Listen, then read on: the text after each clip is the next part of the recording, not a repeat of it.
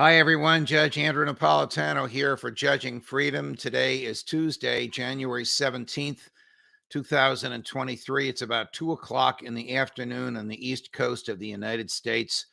Scott Ritter is with us again. Scott, it's always a pleasure. In reading one of your more recent statements, I'm not sure if it was an essay that you wrote or if you were being quoted on another platform. You warned of the dangers of thermonuclear war starting in Ukraine. Can you explain? Certainly. I think it's no longer a debate whether or not this conflict is a proxy conflict between NATO and Russia. I think, when even the Ukrainian defense minister is coming out and saying, hey, it's a proxy war between NATO and Russia. We're the ones dying. You need to give us more weapons. It should be clear that that's what's going on. This is, for Russia, it's an existential conflict. They cannot afford to lose this. NATO claims it's an existential conflict, but the fact of the matter is NATO can survive if Russia wins in Ukraine, because NATO survived without Ukraine for its entire history. Having Ukraine is not essential, but NATO's making it appear as if a Russian victory in Ukraine is a defeat for NATO. Therefore, what? Is NATO going to accept this defeat? Is NATO going to escalate to avoid the defeat? And it appears right now NATO's seeking to escalate. We see them talking about providing not just Patriot batteries, but now there's discussion the British are going to cough up 14 Challenger 2 tanks in an effort to pressure Germany to give the green light for the release of the Leopard 2 tank. And for what purpose? Is it to simply drag on this conflict to fulfill Lloyd Austin's ambition of bringing harm to Russia, or is it to actually enable Ukraine to win? But a Ukrainian victory means Ukraine would, according to Ukraine's own definition of victory, recapture the Donbass, reconquer Zaporizhia and Kherson, and reconquer Kherson, which means they're going to war against Russia, Mother Russia, because Russia has absorbed these nations under Article 64. They're Russia. Let me just This means nuclear conflict. According to Zelensky, it would also require the recapture of Crimea. Yeah, that's what I meant. Yeah, there's no doubt about that being Russia. Inconceivable. To quote the Sicilian from The Princess Bride. Yes. Right. And so, this kind of ridiculousness. When NATO's setting itself up to provide weaponry to Ukraine, when Ukraine says it needs this weaponry to do the inconceivable, it creates, at least on paper, the potential for thermonuclear war. Okay, so how does thermonuclear war? First of all, is there a difference between nuclear war and thermonuclear war? I'm just basically, we're modernizing, the Nagasaki and Hiroshima events today. When you say nuclear war, the implication is atomic bombs. Thermonuclear war would be hydrogen bombs, just weapons of. Now, are these? Before we get into who's going to start it and what's going to happen, just a little bit about the mechanics. Are these big boys, as they called Nagasaki, that are dropped from a huge bomber, or are they something that can be fired from a tank? Well, first, they can't be fired from a tank, but they can be fired from artillery pieces. And the artillery rounds today are as powerful as the bombs that were dropped on Nagasaki and Hiroshima.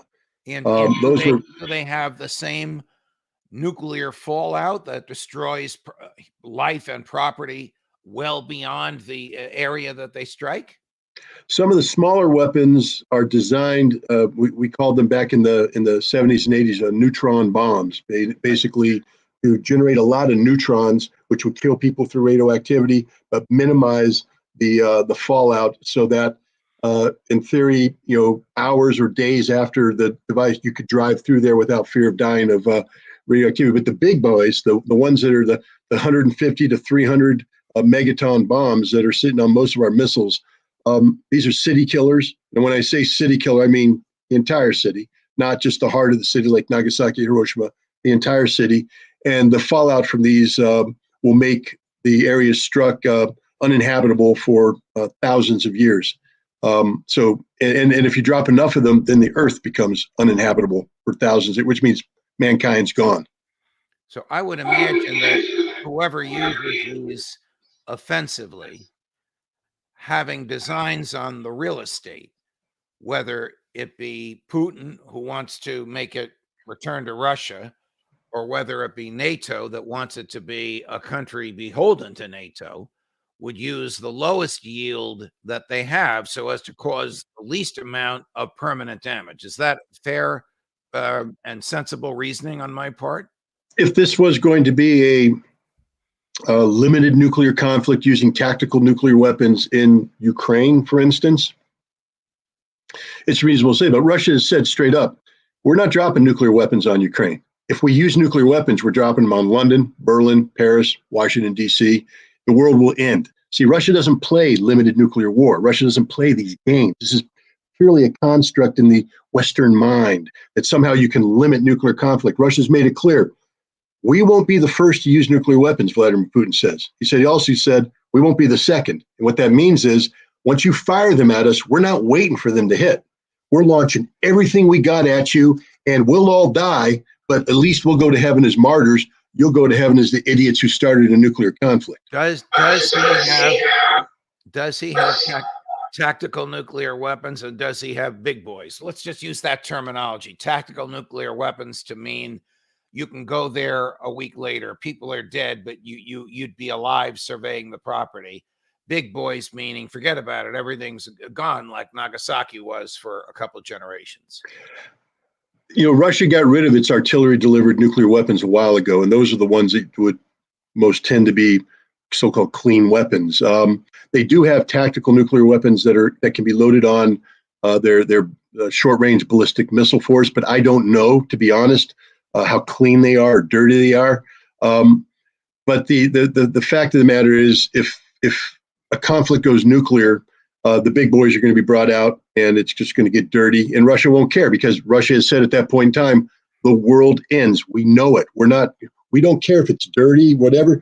If you bring nuclear weapons against us, no matter what, we're going to kill everything. Okay. Do you believe Putin, or let me say it differently, is Putin credible when he says he won't use nuclear weapons first? Absolutely. 100% credible. Well, then who would? I mean, we would.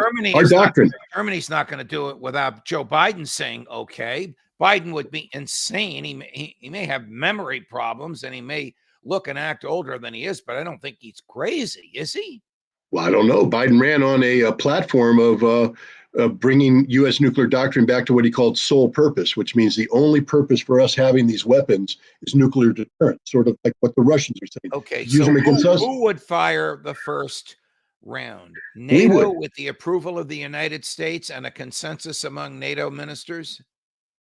No, the United States would do it unilaterally per our doctrine. Remember, Joe Biden just published last October the National Security Strategy of the United States, which includes the nuclear posture, and he lied about his campaign promise, because instead of simplifying American nuclear doctrine to only responding, we now have a doctrine that says we can use nuclear weapons preemptively in a non-nuclear environment, which basically says we can make up any reason in the world we want to use nuclear weapons first. We are the nation that speaks about first strike, not Russia, the United States. So the nation that's going to start this thing, if it goes nuclear, it's going to be us, because that's our doctrine. That's how we're programmed to think. All right. So tell me how this would work. A plane would leave from where, with what kind of a weapon on it, and it would drop this thing on what? Well, first of all, it'll start out probably this is the way it's going to start out. The United States is building technologies and supporting doctrine that lead us to believe we can launch a preemptive non-nuclear strike against Russian leadership, that we can decapitate Moscow. So we believe that, for instance, if we deploy the Dark Eagle 2 into Germany, we can fire this hypersonic missile. Within 5 minutes of launch, we'll strike the Kremlin, killing Putin, throwing Russia into disarray. What will happen if we do that is, let's say we get lucky and we kill Putin. The Russians have something called the dead hand.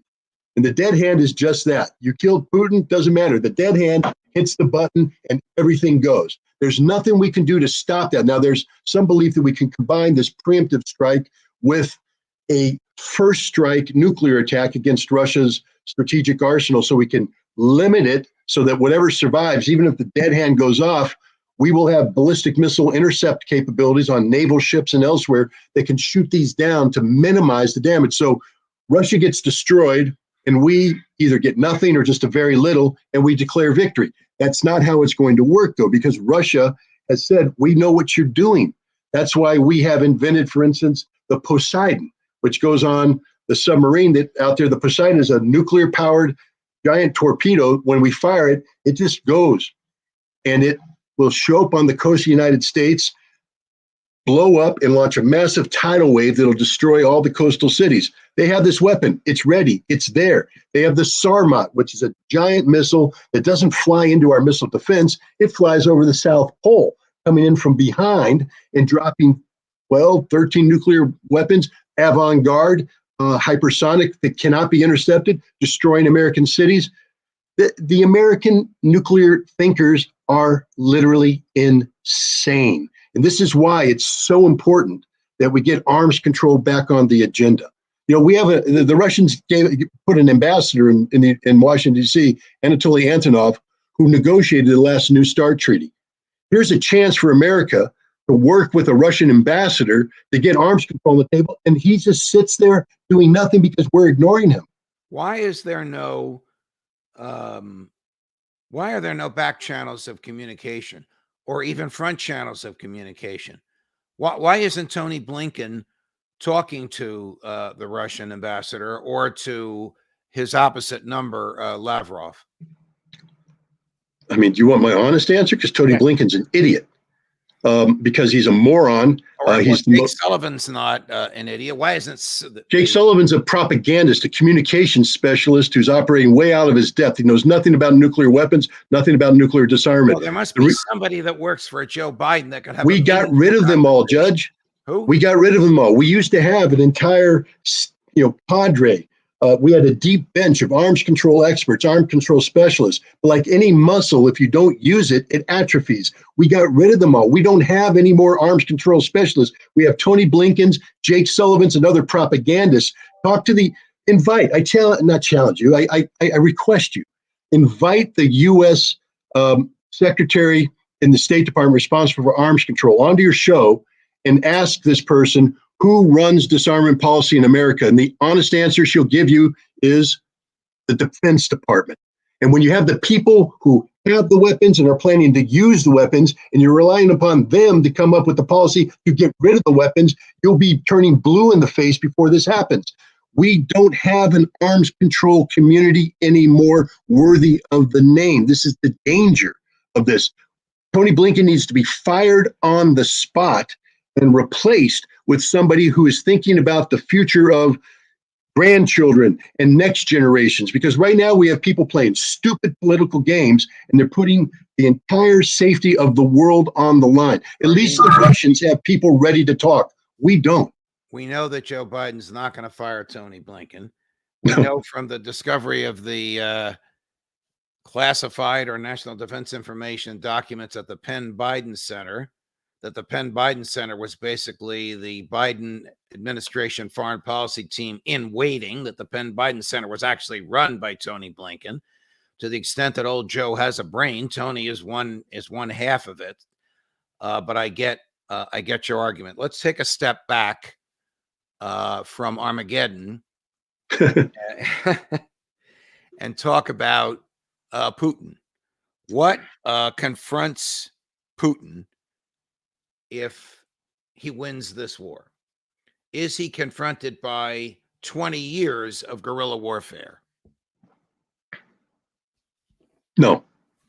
Putin will be confronted by a chastised and defeated Europe that will come to grips with the reality that the disaster that has befallen them was because of the United States and their willingness to follow blindly the United States into the abyss. And hopefully a Europe that's ready to sit down and talk with Russia responsibly about what Russia wanted to talk about in December of 2021 before this war started, which is a new European security framework. Already we hear Europeans saying, we have to, Macron, even Scholz, others are saying, we have to look out for ourselves. We need to have a European security concept that is free of the pressures from the United States, because this isn't working out. This isn't working out to our advantage. Now, there's still some political elites out there who continue to articulate the American talking points. put your fertile and experienced brain into the mind of the more super patriotic Ukrainians who don't care a whit about Zelensky. They just want to win. They're not going to lay over and let a Russian-oriented politician run their government, are they? Aren't they going to engage in some sort of perpetual war against whoever replaces Zelensky, whether it's a Ukrainian who accepts reality or whether it's an import from Moscow? Well, the Russians know this as well. So this is why Russian victory will be predicated upon killing every one of those super patriotic Ukrainians possible. And if you've engaged Europe responsibly, meaning that you're not dictating terms of surrender to Europe, you're telling Europe, we want to live peacefully, we want to coexist with a new treaty-related European security framework, Europe won't give sanctuary to these Ukrainians. They'll be homeless. They'll have to go to the United States, Ukraine, Australia, and then they'll fester there, putting up their monuments to new Nazi-like heroes, but they'll have no power. But no, Russia can't stop this war that in a way that allows this kind of hateful anti-Russian ideology to continue to exist in Ukraine. Russia's only path to victory is to kill them all or drive them all out. If Joe Biden were to ask you to participate in a back channel, who would you talk to and what would you tell them? I guess you'd call Zelensky first and say, dial it back. I'm about to negotiate an end to this. No, I'd keep Zelensky. He's not a player. Zelensky's not a player, and I'd make him know that from the start. Well, that's You're why not a player. Dial it back. Stay out of the picture. We're taking. Nope, stay in the picture all you want, Zelensky. You're going to die. We're not going to. What I'm telling Zelensky is, we're not going to save you anymore. Okay, it's all on your shoulders. You can either choose to die now or later, or you can surrender and live, but I don't care. I'm writing Ukraine off the picture, and I'm dealing with the future of the world right now, because Ukraine cannot be allowed to dictate the terms of survival to the world. And that's what Ukraine thinks they can do right now. What would survival be from the Russian perspective? Putin has said many times he doesn't want Kyiv. He just wants the remainder of the country to be neutral and non-Western. Yeah, look, right now, if I were talking with the Russians, my number one priority would be to stabilize relations. And that means we have to bring an end to this conflict. And we need to do so in a manner that preserves Ukraine as a viable nation state. So I would be asking Putin to terminate the war short of taking Odessa, to at least give the Ukrainians access to the sea so that their economy can survive, and that we will work with him, and I'll work with my European allies to make sure there's no sanctuary for the Banderists, to work with them on making a truly neutral Ukraine. In exchange, I need the Russians to actually now sit down. We have to do arms control. We have to do arms control in a meaningful fashion. We have to get past this impasse. But the problem here is, it's sort of hypocritical of me, because it's not Russia that's causing the problems in arms control. It's ourselves. So I have to convince the Russians that we're now serious about arms control. I have given you a nearly impossible task in this hypothetical, but there's no hope, according to you and your observations and your sources of information. There's no hope for a rational back channel or even overt series of negotiations to end this in a rational, meaningful, and quick way. Am I right? No, the United States right now is married to a fantasy, the fantasy that somehow a peace can be attained with Russia willingly giving up Ukraine, giving up the territories that they've absorbed already, including Crimea. That just isn't going to happen. Then they throw in another fantasy, which is Russia will subject itself to international tribunals, and Putin will go on trial. Do people understand that Putin literally just signed directives? He's withdrawn from the European community. He says none of the interaction that took place since the 90s, the treaties, the cooperation, and all this stuff, it's all done. Russia is a sovereign state, and it doesn't care one hoot about Europe. And tomorrow he's given a big speech. And a lot of people are saying that speech is, boom, the flare in the air, and the war begins. And at that point in time, Russia will never negotiate with anybody. I mean, we missed our window of opportunity. Once Putin pulls the trigger, and I think that trigger is going to be pulled tomorrow, this ain't over until Russia says it's over. And that could be short, it could be long. who knows? I mean, the British are sending 14 Challenger tanks. Wow, 14, Judge. That's a company. You know how long a company in isolation survives on the battlefield? Not very Not long. very long. Yeah. When Zaluzhny, I think I have the name Yep. right, the commander in chief of the Russian military, gave that interview to The Economist magazine, where Zelensky sat there while Zaluzhny did the talking. Talking, yeah. And he said he wanted 500 tanks. You said to me, he wants an army. Wants an army. Yeah. So Yeah. Great Britain's giving him a company. Wow. Right, right. Yeah. Scott Ritter, always a pleasure, man. Very, very fascinating, terrifying, but fascinating insight. Come back and visit us again soon. Okay, Judge. Thank you very much. Oh, before you go, how's the book going? Disarmament in the Name of Perestroika. Let me say to those of you watching, and I can see the numbers are huge. You like Ritter? Get his book. How's it going? Book's doing well. I just had a very good speaking engagement in New York City, and a lot of support for the book, and it continues to grow. So thank you very much for your support. Of course, all the best. Judge Napolitano for Judging Freedom.